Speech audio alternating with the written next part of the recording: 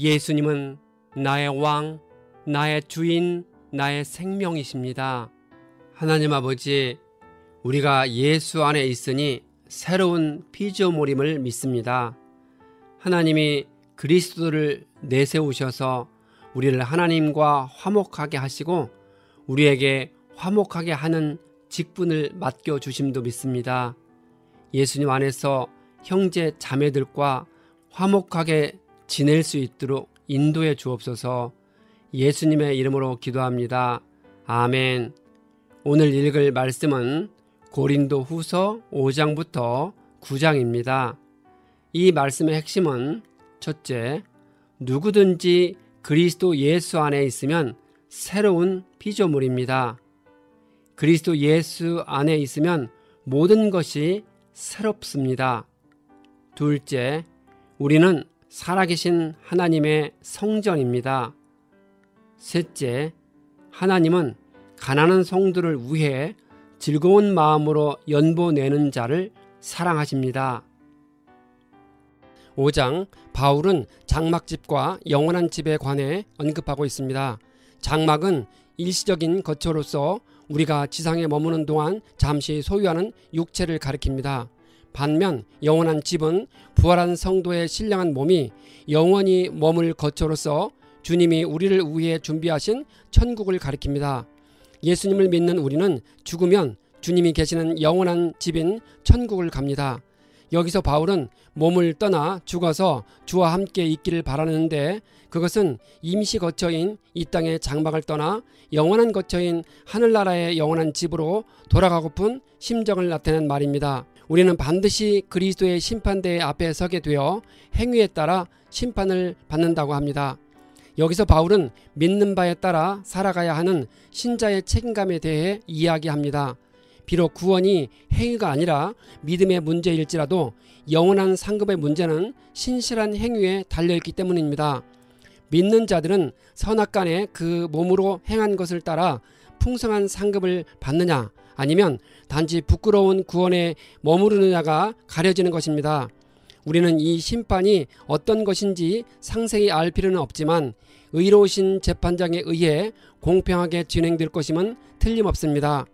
하나님은 각 사람의 다양한 상황과 은사와 문화적 상태 등을 고려하여 의롭고 공평하게 상급 여부를 결정하실 것입니다. 회심하기 이전 바울이 그리스도를 세상적인 관점에서 볼 때 그리스도는 어리숙한 유대인들을 선동하는 이단자였고 유대의 종교 및 정치 제도와 사사건건 마찰을 빚는 정치 초보자였으며 평범한 어부들을 제자로 삼는 판단 미숙자였습니다.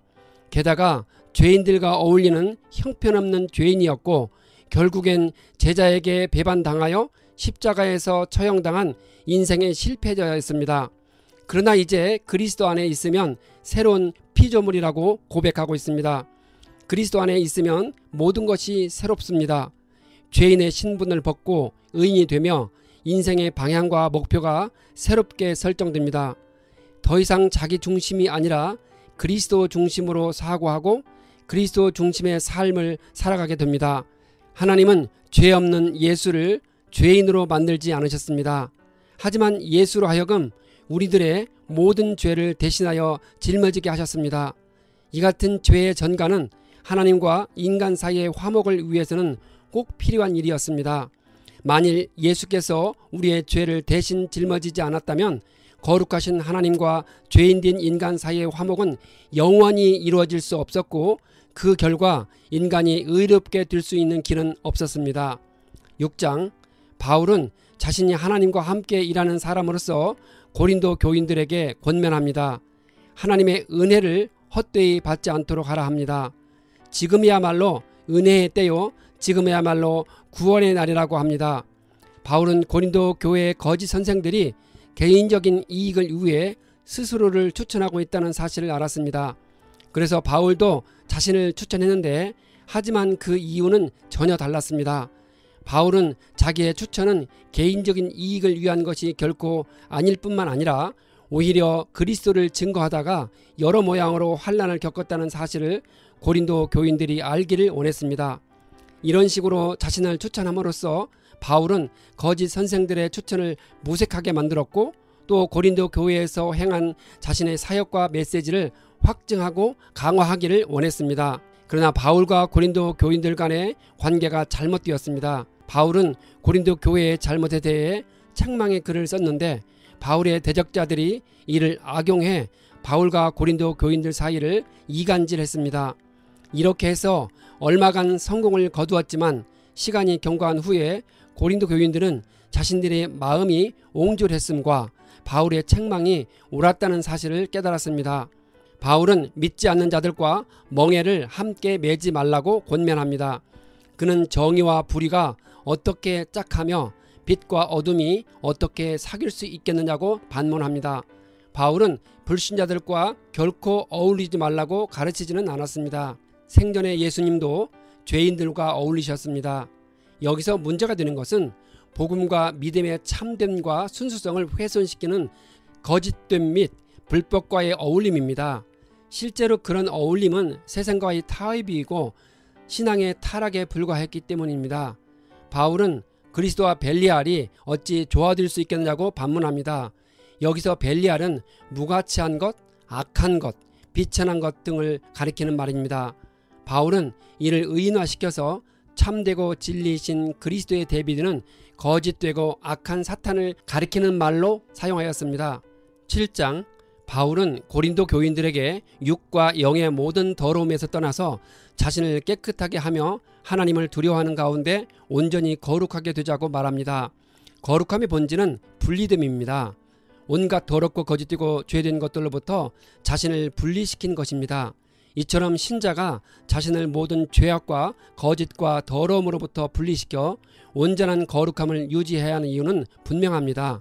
신자는 하나님의 성전으로서 거룩하신 하나님의 거처가 되어야 하기 때문입니다. 한편 거룩함을 온전히 이룬다는 말은 현재 분사형인데 일회적으로 완성되는 것이 아니라 끊임없이 계속 반복되는 것을 뜻합니다. 이는 신자의 성화 과정에 대한 언급인 것입니다. 5절에서 바울은 2장 13절에 이어서 말을 이어가고 있습니다.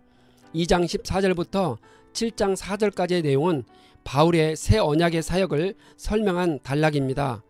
다시 현실의 사건으로 돌아온 바울은 자신이 마케도니아에 이르렀을 때 두려워했다고 합니다. 바울은 그때 3차 전도 여행 중이었고 고린도 교회를 꾸짖는 책망의 편지를 써 보낸 상태였습니다. 이런 상황에서 고린도 교회의 거짓 선생들은 바울을 중상모략하면서 바울과 고린도 교인들 사이를 이간질하고 있었습니다. 이런 소식을 접한 바울은 고린도 교인들이 거짓 선동에 미혹되어 자신을 불신하고 자신이 전한 복음을 배척할까봐 두려워했던 것입니다. 그러나 디도가 그들에게 옴으로써 위로를 받았다고 합니다. 바울은 디도가 고린도 교인들의 사모함과 그를 위하여 열심히 있다는 것을 보고했을 때 기뻐했습니다. 바울은 자신이 편지로 그들을 근심하게 한 것을 지금은 후회하지 않고 있다고 합니다. 이 편지가 어떤 편지인지 분명하지는 않지만 바울이 디도에게 보낸 편지임은 분명합니다. 하나님의 뜻대로 하는 근심은 주님의 뜻과 목적에 부합되는 근심으로서 그것은 죄에 대하여 슬퍼하고 염려하는 근심이기 때문에 마침내 회개를 낳는 유익한 근심입니다. 고린도 교회에 대한 바울의 책망은 옳았습니다. 그 책망을 듣고 고린도 교인들은 하나님의 뜻에 합당한 근심을 했고 그 결과 회개에 이르게 되었습니다. 그리하여 고린도 교회는 바울의 책망에 반박하는 증거를 제출함으로써가 아니라 바울이 책망한 그 문제들을 제대로 처리함으로써 자신들의 순전함을 입증하였습니다. 즉 고린도 교회는 바울의 책망을 듣고 바울의 사도직에 시비를 걸고 교회를 분란시키는 거짓된 자들을 징계하였습니다. 8장 마케도냐는 현재의 그리스 북쪽에 있는 발칸 반도를 가리키는데 바울 당시 이 지역에는 빌립보 교회와 데살로니가 교회와 베레아 교회가 있었습니다. 바울은 하나님께서 마케도냐 여러 교회에 베풀어 주신 은혜를 고린도 교인들에게 알려주길 원했습니다. 마케도냐 지역의 교인들은 자신들도 큰 환난의 시련을 겪으면서도 기쁨이 넘치고 극심한 가난에 쪼들리면서도 예루살렘 교회를 위해 기꺼이 구제에 참여해서 풍성한 연보를 거두었습니다. 바울은 마케도냐 교회들이 이처럼 선한 일을 행할 수 있었던 것은 그들에게 하나님의 은혜가 임했기 때문이라 보았습니다. 바울이 디도를 고린도에 보낸 이유는 그에게 편지를 써서 보내기 위함이었고, 이와 동시에 마케도냐 교회들처럼 고린도 교회에서도 예루살렘 교회를 위한 구제 헌금을 모금하기 위해서였습니다. 디도는 1년 전부터 고린도 교회에서 모금 활동을 하고 있었는데 이제 바울은 그 일을 마무리 짓도록 독려했던 것입니다. 한편 당시 예루살렘 교회는 극심한 기근으로 경제적인 어려움에 처해 있었고, 또한 적대적인 유대인들로 인해 종교적인 핍박을 받고 있었습니다. 바울은 연보할 것을 명령하지 않고 마케도냐의 사례를 제시하여 자발적이고 기쁜 마음으로 연보에 동참하기를 바랐습니다. 자원에서 내는 연보가 의미가 있고 가치가 있기 때문입니다.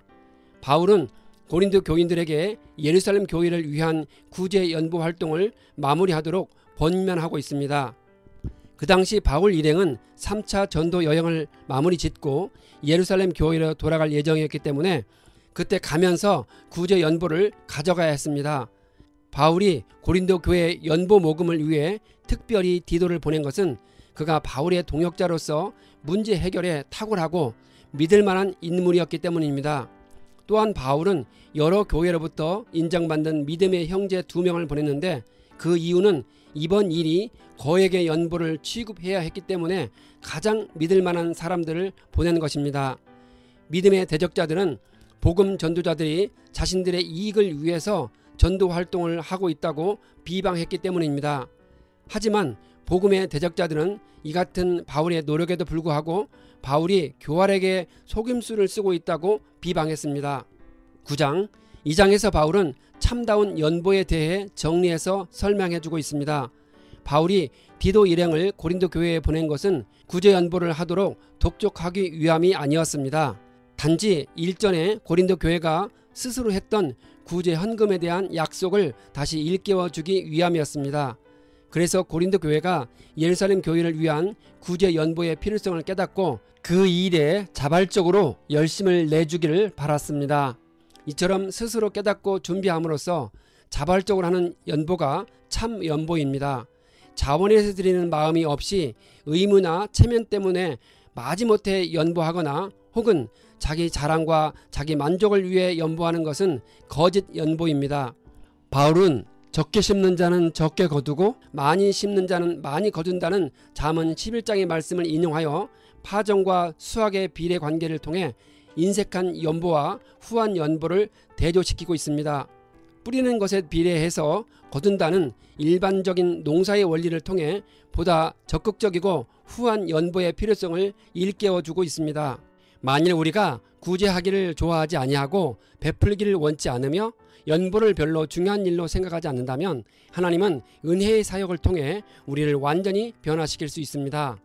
그리하여 하나님의 은혜가 우리의 삶에 넘칠 때 우리는 구제를 좋아하게 되고 남에게 베풀기를 즐기며 연보가 중요한 일로 다가오게 될 것입니다. 뿐만 아니라 하나님은 우리들이 모든 착한 일을 넘치게 할 수 있도록 필요한 재료까지 넉넉하게 공급해 주십니다. 여기까지 참다운 연보에 대해 기록을 마무리하면서 바울은 고린도 후서의 중요한 내용을 정리했습니다.